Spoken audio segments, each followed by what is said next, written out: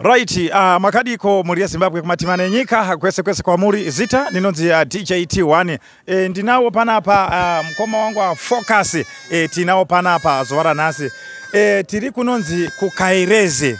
Yes, Kunyahwa. Kunyahwa. Ndo kwa tiri zovara nasi. Apo tiri kwa gogo Vhenenziya. Yes, right. Gogo Vhenenziya. Chiri kuitika mkoma wangu zovara nasi. Yes, right, muri Zimbabwe panapa nasi pari kuvhurwa matare. Ekutanga kwegore saka tiri kuti kuno kukunyahwa gore rakutanga kwa gogo Vhenenziya naika saka tiri kuti vese vanga vachida kumbobatsirwa vaya vanga vakanzi tichazokubatsirai tichakubatsirai kana nguva ichinge yakwana ndiyo nguva yacho yazokwana nhasi saka kuno kukunyahwa kwatiri kuno kwa gogo Vhenenziya DJT1 right ndo kwatiri kutambira nhasi right nhasi tiri kuno kunyahwa kune mutambo pane mutambo pa gogo Vhenenziya wekuvhura matare zvamanzwa na mukoma focus saka matare atovhurwa saka mutambo uripo wanenge vaine matambudziko vaya nofunga muchaona zvimwe zvatichakupai zvichange zvichiitika pana pazuva nazi saka musamire kusubscribe pa channel pedu rambai muchisubscribe tichikupaiwa mitakunanzva nezvimwe zvamusingaziwe zvinenge zvichiitika. Thank you very much. Yes, muri Zimbabwe musakanganwa kusubscribe sezvataurwa handitika uye zvakare tuda kuti mufollow this mutambo uri panapa mutambo watinawo nhasi because mutambo uyo wakakosha hauna kukoshera vanhu chete wakakoshera even nenyika zvakare because pachange pachibatsirwa matambudziko akasiyana zvakare vanhu vanorwara vane mweya yakaipa iri kuvatera vaya vanoti isusu zvedu takamboedza tikaedza asi zvaramba pano pagogo Vhenenziya tinoti aiwa kuno kunyahwa zvinoita ndo pazvinoperera panapa saka DJT1 yebo yes stay tuned muzoona zviri kuitika naika yebo yes yes ndinotenda chaizvo kuti nhasi zuva ratinaro nhasi izuva redu guru rekugamuchirana nevadzimu vedu sezvo tinoti November hatishandi tinovhara matare muna November tobva tagara tozovhura muna December saka tavhura muna December kudai tinenge taakuchitanga kuti chatinotanga tinobika bira rekuashuma kuti aiwa taakuagashira toagashira kuti tizotange basa nekuti pakati pese apa ndandisi kushanda chimirira kuti totanga tabika doro rekuvapa rekuashuma sairori doro riri pano nhasi ndichiona doro irori rinokwanisa kunge rine mombe 3 kana 4 dzichadyiwa nevanhu tichipembera mabasa atinoshanda anoshandwa nevari pamhiri pangu nekuti basa ravanoshanda iri guru saka nhasi izuva rekupembedza rekuvhura kwematare kuti kubva nhasi Saturday svika Sunday kuenda pamberi pese apo aiwa ndavhura matare ndakuchishanda matare angu zvakanaka ndatanga kuturira vadzimu wangu kuvapawa doro ravo vana mbuya vachipiwa doro ravo vana sekuru vachipiwa doro ravo wemumvura vachipiwawo izvi zvemumvura zvamuri kuona izvi vanenge vachipiwawo izvozve vachisangana nekumhepo nemadzinza angu zvandinoti wemumvura imhaka yekuti mbuya vanobuda pandiri havasi vechirungu asi vanongoda zvinhu zvakanaka kubvira vanzi vari vapenyu kumusha kwavo waingodzvura mufu wachidya sadza rakachena wachingodya zvakanaka howe chichi saka wasvikawo pandiri ndo zvinhu zvanenge nchidini ndichidyawo nedoro kumusha kwako kune kachaso kune chi asi kuno kune kuona kuti kachaso kacho makanobikirwa vamwe vanhu vanenge vasina kururama saka takakumbira vakatitaurira kuti ai doro randinomwa inini iJemasoni ndo doro ravo saka kana vauya vanopiwa doro ravo iroro zvichienderanawo nekachaso kekumusha kwavo vari mbuya vanobatsira vanouchika vanogadzirisa dzimba kugadzirisa dzimba mbuya vanotaura kuti ini handina mupfuwira asi kana uri mupfuwira wangu ndokuti mumwe munhu anoroorwa ogara mumba nekutsvaira mumba agoni kugeza maplate agoni kurara paarara chaipa anongosiya pakangodaro pakangoti bvuru. Zvino varume amazuva ano vanotiza vanosvika pakabhedhwa mubhedha wodini wabva waenda ipapo. Saka mbuya vanotora munhu yoti muzukuru uya ndikudzidzise ita kudai ita kudai ita kudai. Ukange wadaro zvinhu zvako zvese zvadini, zvinhu zvako zvese zvanaka. Ndinofungidzira kuti ndizvo basa riri pano zuva ranhasi, nekuti muchaona zvakasiyana siyana. Wane mainifomu wachanga wachatamba muchiona wachipembera wadzimu atina kuti dzokai muri kutodiwawo zvakanyanya. Saka ndiyo nyaya yacho iri pano.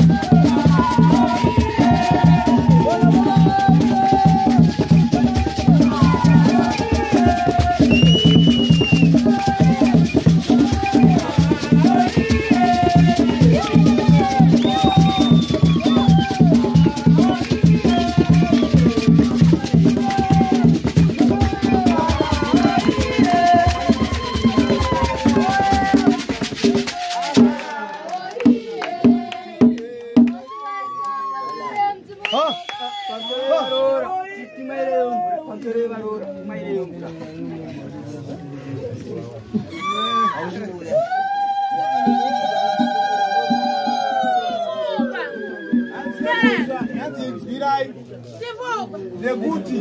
Iveu. Isusu. Tikupunziti yayi. Komana noiza. Ima komana nika. Budai. Yararai. Mwalo ranga. Anzi dare rangu hili. Nilopunzita ana. Zere kudzitsa wana. Yana ngono. Ne wana vadiki. Kudziwa. Kuti waziwe. Kuchita kuli makolo. Kuti kune midzimu. Tiri kunzwanana here.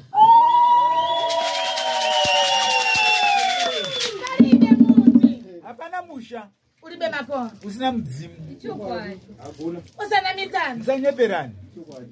Muzi uli onse ulije makolo. Musha mwene mumwe une mdzimu wawo. Ineyo. Inini? Ni matandizana. Inobatsira wanu.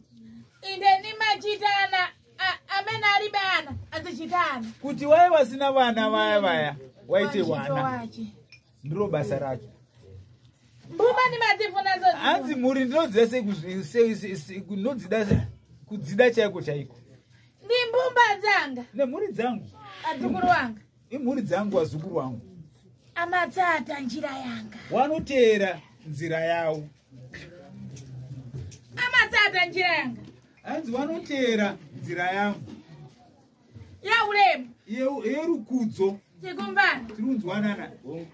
Mumanidziwa ineyo. Mundiziwa ineyo. Ndika ndiri mkazi wa ulemu. Ndiri mkazi etsika. Zinifuna mundu amene amavala pamene zayamba ni pamene zateka. Anzi ndi mundu anopfeka pazvakatangira ndipo pazvinogumira. Mundu wachikazi. Ari mundu wechikazi kafadza don't ask me. Nimafuna zolemera zotera. Ndinoda zvinonyasa kuremera zvakadai. Anzi mira apo toni. Ndiye nakareba akapfeka zvakaremera. Ndikona musikana uyu. Ndizvo zvinoda mbuya izvo. Ima. Anzi mira. Anzi iwe musikana mirazve. Ima. Anzi mira. Uribe chovala munhu. Anzi hauna chiita dhuku musoro iwe. Teo mururu zvipinda. Yanganani. Anzi kune zvimwe zviri kuuya. Ziku ide nadzukuru amene. Nozukuru awo. Kupembedza dari rambuya shumba. Anzi maita basa. Vai henyu apo wasikana. Nokutenda ine rutsigo rwenyu. Zvakadaro. Niri adzukuru. Ndino adzukuru. Inde. Amene amamvera mwambo wanga. ndinawo zukuru wanoteerera tsika dzangu. Indakuti ang'ono. Hanzi wari kupiko wadiki. Wana wadiki. Amene wovina. Noda wanotamba, wasikana wanotamba. Iyai. Nifuna wovina. Hanzi ndinoda wanotamba, wasikana wanotamba, anapati ana ngowe toni. Chivupa. Nekuti Inde. Nikuyang'anidza. Nekuti nechipangidza. Bumba zonse. Kuti mhuri dzese. Kuchita kulima koro. Kuti mhuri dzikure dziziva kuti kune midzimu. Sikumvani. Tiri kunzwanana. Nanga mukumba amene akuyera. Ukanzwa munhu anotaura. Nanga mukumba. Turukani kunja. Hanzi mudai kunze kana paina vari kutaura. Nanga mukumba amene akuyera kuliba akoro akuzinamiza. Hanzi kana mukanzwa munhu anotaura kuti hakuna zvemidzimu munhu iye ari kuzvinyepera. Mufunzeni. Mubvunzei. Kuita kodi inonso unachoka kuti. Kuti koni makabva kupi. Kodi zina limene ukuitanibwa. Kuzita raudaidzwa naro mutumu yesenemi yako. Ukuitanibwa zina la sekuru. Ipapo kana uri kudaidzwa nezita rasekuru iwewe. Dziwa nguchita uli makoro. Auziva kuti uri munhu wemudzimu. Tikumbana. Tiri kunzwanana. Ukunimvetsa bwino. Mandinzwisisa mushere. Ukunimvetsa. Murundinzwa here. Mundu ali wonse ali makoro. Munhu wese ane mudzimu. Inde sitinyoza makoro. Hatishori mudzimu. Inde zimene timanyoza neantu ateka inuyo. Watinotoshora ndimo vanhu vapenyu imimi muno yari nesauti. Ndawi zina. Dzimweni dzenguva. Mumatamangira ifeyo kuturuka. Dzimweni dzenguva imimi vapenyu munotangira isusu kubuda. Pamenye bwangoma. Pakarohwa ngoma. Inde bata ayamba. Obva atotanga. Kuchita naturuka ndine. Obva atara kuti ndini ndabuda ndini sekuru wenyu ndini mbuya wenyu. Kusina mizani. Muchinyepera vanhu. Kukatamangira tumba. Kutamangira koro. Hanzi homwe kutangira mudzimu. Ndipo paye pamunozonyepera vanhu. Tikumbani. Tiri kunzwanana. Mukunimvetsa bwino. Muri kundinzwiswa mushe here. Inini. Nanga mukunidziwa bwino nikuniyang'ana bwino. Kana muchindizwa mushe mukugonyesa kunditarisisa chaiko chaiko. Zindine koro rofuna ndarama zambirimbiri. Handisiri ni mudzimu unoda mari yakawandisisa kudarika kuitana ndarama mundu abwera basi nkuchita ndifuna ndarama yogura gari moto. Kuti munhu akauya obva watarisa onzwa kuti ndoda mari inotenga motikari. Anenge aitorawo kupi mari yacho iyoyo kuti ndikubatsire dambudziko rako. Amaipira kuti anoitora kupi munhu iyeye achitota pamene abwerera vuto racho kuya kwaita atowingawo dambudziko rake. Nangati amene ni mafotokoza kuchita chotsani pang'ono zakukomerani mudzibwenza dzanu. Hanzi isusu tinoti bisako kadi. Nangati hanzi wangani madzimambo anoti bisako kawaina kweko. Hanzi wangani wanhu wandinobatsira ndichiti bisako yawinayo wozounza ako kana zvako zvakunakira. Nangati mama ndinyamulira zanja. Hanzi mwamsunzira here maoko. Wakanzi bisa yenyu kamuinako muzokana zvinhu zvazounaka muzounza yenyu.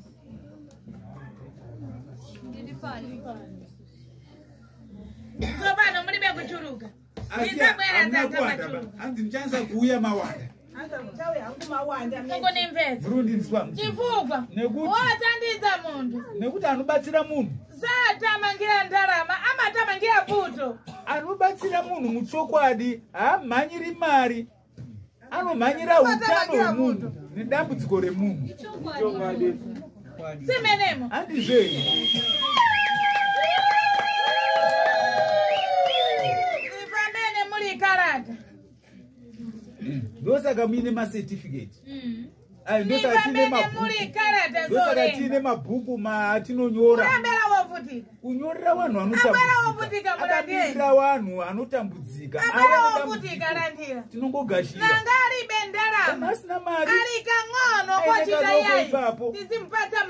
Tomupawo mushonga. Mutomupa. Indapita kumene kwanzima mukomera. Enda kwaenda zvomunakirawo ozoya achitenda.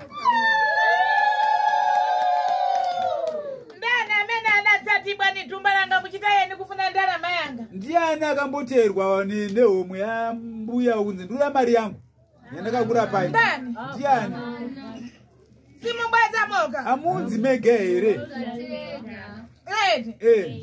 Vamwe ndinetatukanga ndotobvunza kuti ndiani? Inde nani kuyara zangu? Ini ndiri kutaura zvangu. Mukunimvesa. Munondinzwisisa. Chonde. Chokwadi. Chonde. Yanganani. Tarisai. Dziko raipa. Nyika yashata. Dziko raipa. Nyika yashata. Chifukwa wanza amene akumvira akuyalibwa muchita iye ulikolo. Nekuti mumwe nomwana ngonziwo akanzi une mdzimu. Achita iye inakhala wazinganga. Akutoti ndachiremba. Ukaondonga muziza wene. Achikanganisa nekuputsa misha yewamwe wangu. Wokwirana adzi pamuliba. Wanga wakabata nonono wakuparadzana. Ndani umene ninamugwedza ne abale wake. Ndiani umwe wandakaparadzanisa neukama hwake muno?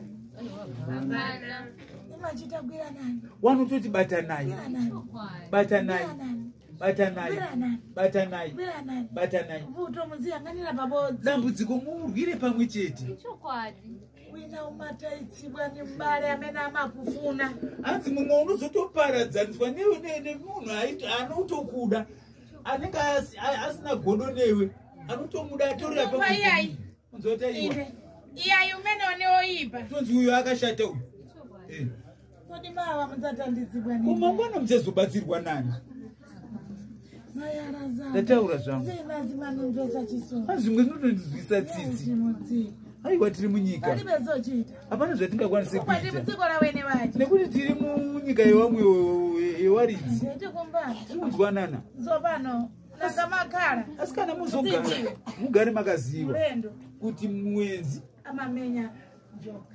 anorowa nyoka. Ndiye anouraya nyoka. Tinonzwanana.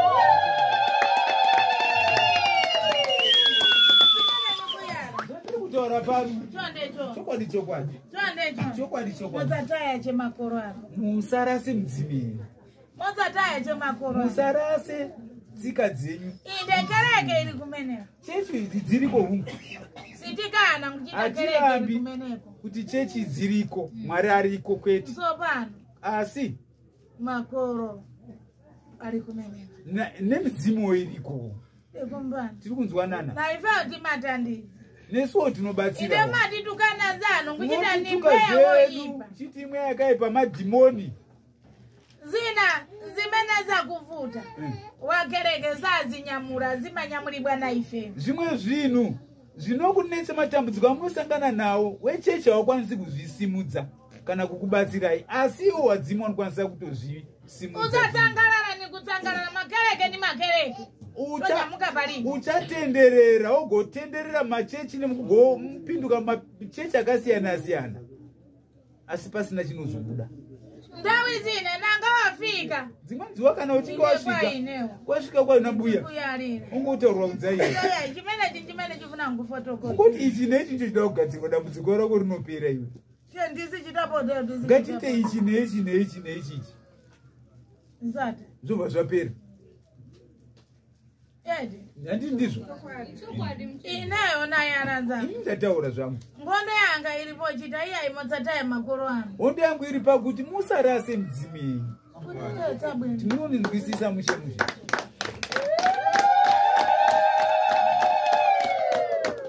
Zikatero. Zvakadaro. Ife tinakhala patumba limene. Isu takagara pahomwe. Rinali chaka. Rine makore 7. Nikumuzi kumene kusakudziwa. Nekumusha hapana anga ari kukuziva. Sakudziwa tumba. Sakudziwa tumba limene. Anzi kumusha kwakabadzisa hawatombozivi. Omwe. Mukunimvedza. Inatuludzibwa momo. Yakawa wakaberekerwa muno. Mukunimvedza bwe. Munondinzwisisa. Sopano ife tabwera. Isu kuya kwatakaita. Nanga nkuyara kumene nkuchita, kunena kumene nkuchita, nanga kuyangula kumene nkuchita, tumba siridziwa. Kana kutaura kuri kuita mutauro uyu, womwe haigoni kutaura mutauro uwo. Chifukwa anatuludzibwa momo. Nekuti wakaberekerwa. Mukunimvedza. Mukunimvisisa. Na angatabwera ifewo. Kana tauya Ife timene timayara. tisu tinenge takutaura. Kana kuti kutaura. Ife timene timayangura. Kana kuti kuyangura. Ife timene timanena. Tisu tinenge titaura. Tumba silimba. Omwe aitombonzwi. Kuyara kumene nikuchita kunena kumene kuchita. Kana kunena kwauri kutaura kutaura kwauri kuitawo. Tumba silidziwa. Omwe haizi. Kukwari nakutikira mumu. Nekuti yakaberekerwa muno. Muri kundinzwisisa? Mukunimvetsa. Mandinzwisisa ere?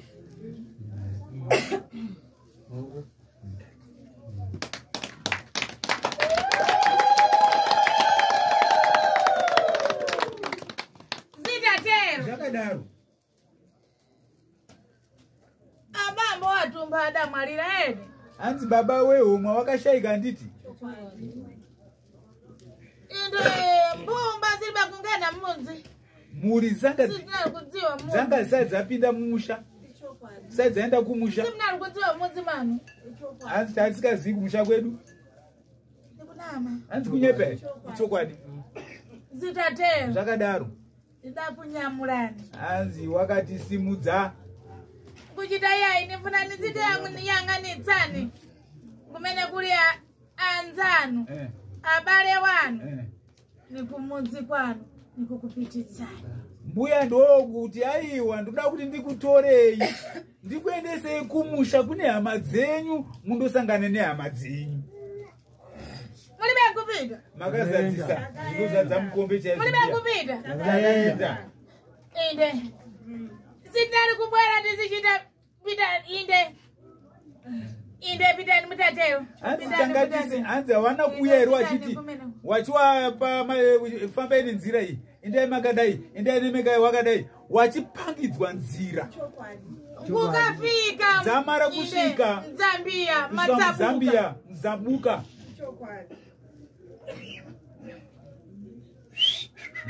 kusvikira tasvika kumusha ndizvozvo kukakumana neanzani kwakusangana nevamwe wedu kukafika bambo wanu anachoka kumeneko alichaka zimenezi nezimenezi Baba wetu wakabvapo waine 12 years. nkubwera nkukasata mung'ono wache adabwerera inde nkulodija zimenemo hanzi wachiwa achiteera munin'ina wawo anga atungamirira kuuya muno munyika murodhizha ichi kunzi rodhizha pana anozviziva era chinyika inzi rodhizha mukunimvedza muri kundinzwisisa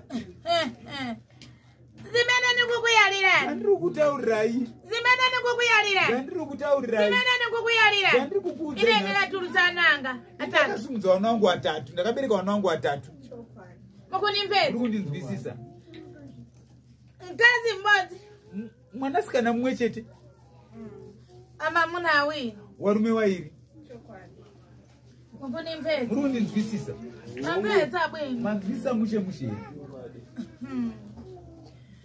inde zachita potero zaita saizvo simitsi mmamudziwa asi miti munomuziva here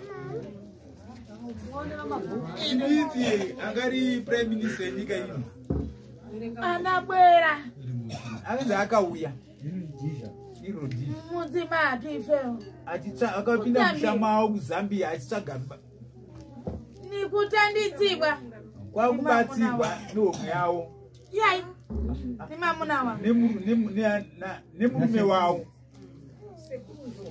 nasekuru nzou adabwera ni mkazi wache Jeneti akauya nemukadzi wake Jeneti nikukafika ine nili mmimba yanga kwakusvika mbuya avo waine pamiri pavo mukunimvedza urikundinzwisisa basi achita potero aita saizvozvo nikupatsa zimene anali kufuna mamuna wanga kwakumupa iye zvaanga ari kuda nzimitso kubva kumurume wavo muri kundinzwisisa adabwera natulutsa mwana wanga akazouya wabereka mwana wavo anyamani mukomana adabwera ni mkazi wache Jeneti akauya nemukadzi wavo Jeneti nikuchita iyai mwana umenewo kuti mwana uyu matulutsa mwana mamuna mabereka mwana komana Zina raje iyai ni Tsimidzi. Zita rake mwana we anonzi Tsimidzi.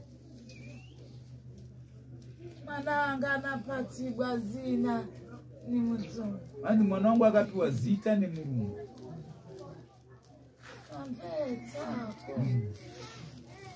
Zate. Zvadaro. Ndembutayana. Handina kukurasai. Chifukwa pamene munapindana mudzi mmene. Nokuti pamakapinda mumusha imomo.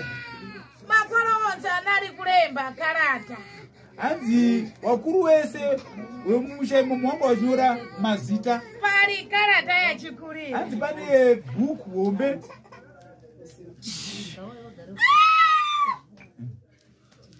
Pali karata yachikurire. Hanzi pane bhuku hombe. Olemba mwana liwonse. Wachinyora mazita emwana ese. Mwana wese. Kuchita umene atulutsigwa ni umene. Muyu akabuda mudumbu maniki. Sinkudziwa adzukuru pamene makumana. Inde muli karata imeneyo. Handisingazii patakasanganiswa wazukuru. Mune tsamba iyoyo here? Chakaratidzwa bhuku racho iroro kumusha patakasvika nambuya nasekuru Zambi. Chakaratidzwa bhuku racho iroro chokwadi riripo. Ndani amene anakusonyerani kuchita iyai umene wazing'anga? Hanzi ndiani akakutaurira kuti achinongedza mbuya yakuti awa tumba linali kuzipalira bwino sinali kufuna kuyang'anira. Omwe yanga inyasa kuzvipoda yanga isikadi kufungidzirwa ba. Mwana watete hanzvadzi yasekuru anova ndiye akasara aine mabhuku nenhaka yacho.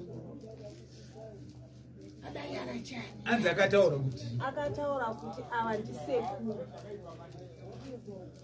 achireva gomwe yavasiyamu. Tumba linakani? Hanzi omwe yakaramba. Chokwadi vakaramba nekuti waitwa kuti pamweni vanozouraiwa. Adayara kuchita chonde ni pamene pali makolo atu onse. Midzimu yedu yese apa. Chokwadi ndo zvakaitika. Asi tanga tapedza mazuva 5 days. Tikumbani. Ndwanana. Mosacheza ni makolo. Musatambe nemidzimu. Kubwerera za chabe. Hana kuira zvetsvina ini. Ife tinabwera kutandidza vuto. Isu takauya kuzobatsira matambudziko. Kubwerera kunyoza. Hatina kuuya kushora wamwe vanhu. Tikumbani. Tiri kundwanana. Kubwerera kunyoza. Hatina kuinga kushora. Tikumbani. Tiri kunzwanana. Tidabwera kuchoza amene ali vuto. Takauya kubatsira wane matambudziko. Kuriana amatsi. Kune nherera. Zimene zikuvutitsi. Tiri kutambudzwa. Wapa bambo wacho. Waurai baba wake. Inde wachita potero. Waita saizvozvo. Inde basi ukumuvutitsa mwana umene. Obva onetsa mwana inde iye. ukumusoyesa ni ntchito. Obva wamushaisa futi nebasa. Ukumusoyesa ni kukwatiwa. Obva wamutadzisa kuti arongwe. Ukumusoyesa ni ndarama. Obva wamushaisa futi mari. Komana. Ifesi tidzifuna. Isusu hatizvidi. Timachotsa dzini. Tinobvisa izvozvo. Tikumbani. Tiri kunzwanana. Siti kuyalira kuchita pita ukadura muntu. Hatisi kukuudza kuti enda unogure munhu musoro. Usichita ndarama. Woita mari. Nanga tachita potero. Tinenge taita saizvozvo. Ganiza udali muntu amene ali muntu. Nyatsawo kufunga uri munhu ane pfungwa. Inde nkuchita nanga wadura muntu. Kuti kana wagura munhu musoro. Zivuto zingati zimene wazinyamulira. Matambudziko mangani awazvitakurira iwe, awazviremedza iwe. Chifukwa muntu umene wadura muntu. Nokuti munhu wagura musoro uyu akufuna kuchira. Aidawo kurarama. Akufuna ndarama. Aidawo mari. Nanga mugwanda muntu. Kana wagura munhu yeye musoro. Mutu uzanunga. Musoro uchanhuwa. Uzanunga. Uchanhuwa. Kuchita chani, kuchita ngoni. Kuita honye. Ndizvo. Nipele ni mau. Andizwewo mashoko angu. Nanga wachita ngoni. Kana waita honye. Ndarama uzepia. Mari uchaibate. Yangana. Tarisa wona. Wapera mundu za chani. Wauraira munhu pasina. Murundi nzwisisa. Pembani chemakoro ano. Kumbirei kumidzimu yenyu. Bikirani chemakoro ano. Bikirei midzimu yenyu. Pembani zimene kufuna kwa makoro ano. Kumbirei zvamuri kuda imimi kumidzimu yenyu. Inokupatsai. Inokupai. Zamutu antu zagazira antu chonde. Zvemusoro yewanhu nezveropa rewanhu iri wazukuru regirai.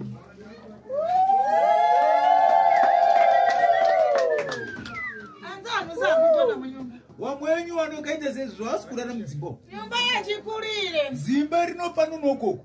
Zakuigona. Asi kurarama. Akugona kunja. Ari kurara kunze. Tifugwa ziziriza. Nekuti zvinhu izvozvo imba inenge isiri yake. Ya mutu uja. Ndiwe musoro uya wakagurwa uya. Umene umamuyarira zochi. Ndiwo unenge uchimuudza zvokuita. Ndarama yochita iyai rero osanija. Inde muzanija pata matsiku 3 nanga anayi inonso muri njara. Ni ndarama yopatsibwa ni makoro anu bwino mukutafuna bwino ya bwino niti. Anzi mari dzakaisofanana neidzodzo ndidzo mari dziya dzinoti nhasi usandidye.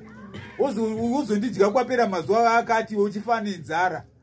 Ko mari yakanaka ndepi yawapiwa nemudzimu yako neiyi yaunopiwa mitemo yakanaka ngeipi?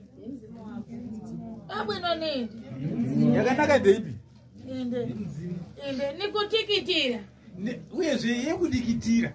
Ni ndarama yokomedza kutafuna. Ima ndiyo mari inonakidza mari yekudikitira iyi. Yagazira mundu. Ropa remunhu hainaki. Yochita iya ndifuna ndikufotokoza uzichita ndarama. Yekuda kuti ndikugadzire uite mari. Si ndarama yako. Haisiri mari yakanaka. Ndifuna ndikufotokoza uzichita ngari. Ndikugadzire uite motikari. Si ndarama yako. Haisiri mari Emba yakanaka. kwa makoro. Kumbira kune mudzimu yako. Usiyalira makoro. Wotaurira zvichemo zvako mudzimu Ndayangana ni yako. makoro. Tarisangone mwari mudzimu anowakurwa dzimu inandina. Nikuvutika. Ndikutambura ndibatsire iwe. Nabika moyo wanga wakupatsana. Ndabika doro rangu rakukupai. Kuti panane mese wedzidzi. Kana manga uri anamai rashupa. Kana we anasoko. Inde nikukupatsani moyo wanga. Ndikukupai doro rangu iri. Edi. Handiti. Moyo wanga niwokulirirani. Nikulira. Doro rangu ndere navutika ineo. Ndere kukumbirai. Ndatambura inini. Ineo nzukuru wangu. Inini mzukuru we ndibatsire iyi. Wachita pote. Waita saizvozvo. Amamva makoro timamva. Wadzimu tinonzwa izvi. Jamana vuti. Kuti mwana atambura uyu. Ndidzimupa. Ndingati mupe. Nangatapatsa. Kana tapa. Wadziwa kuchita ni ndarama yabwe. Kana wapiwaona zvaita unogwa kutoziva.